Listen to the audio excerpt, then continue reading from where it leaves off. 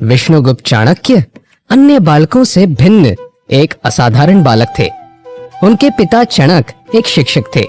वे भी अपने पिता का अनुसरण करके शिक्षक बनना चाहते थे।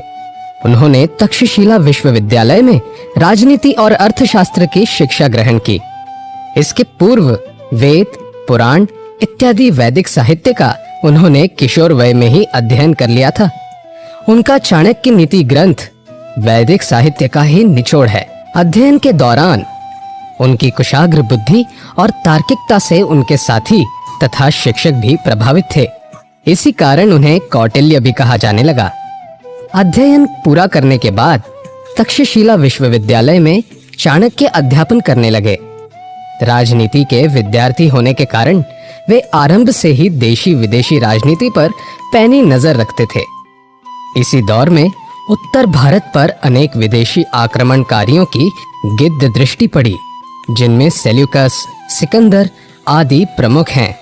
इधर चाणक्य के गृह राज्य एवं अड़ोस पड़ोस के हालात भी ठीक नहीं थे। शासकों ने प्रजा पर अनावश्यक कर थोप रखे थे।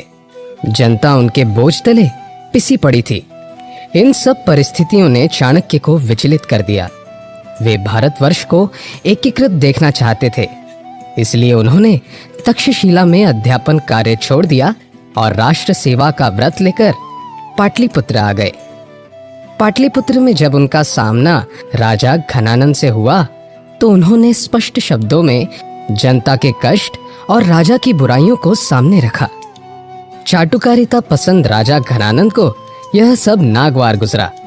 चाणक्य दिमाग से जितने तेज थे, शक्ल से उतने ही कुरूप।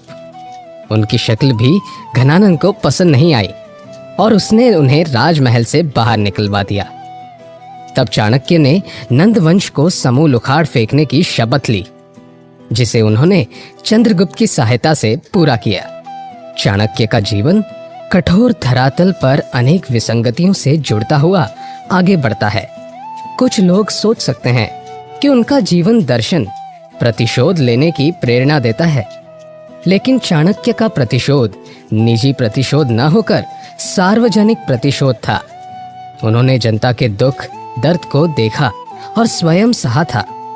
उसी की फरियाद लेकर वे राजा से मिले थे। घनानंद चूंकि प्रजा की हितैषी नहीं था, इसलिए चाणक्य ने उसे खत्म करने का प्रण लिया। चाणक्य ने चंद्रगुप्त और बाद में उसके पुत्र बिंदुसार के मंत्री एवं विशेष सलाहकार के रूप में काम किया।